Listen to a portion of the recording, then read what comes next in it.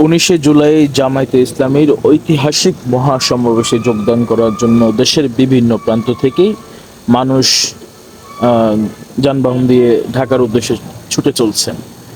এই মুহূর্তে দাঁড়িয়ে আছি ঢাকা চট্টগ্রাম মহাসড়কের কুমিল্লা চান্দিনা অংশে যদি দেখাই, আসলে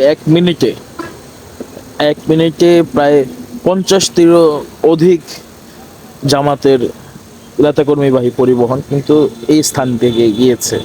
তাহলে সুতরাং বলা চলে যে খুবই বৃহৎ পরিসরে আজকে একটি মহাসমাবেশ জামাত সকলের সামনে উপস্থাপন করতে যাচ্ছে। যে কোনো বিষয়ের আপডেট পেতে চ্যানেল এফ এর সাথে থাকুন। ধন্যবাদ।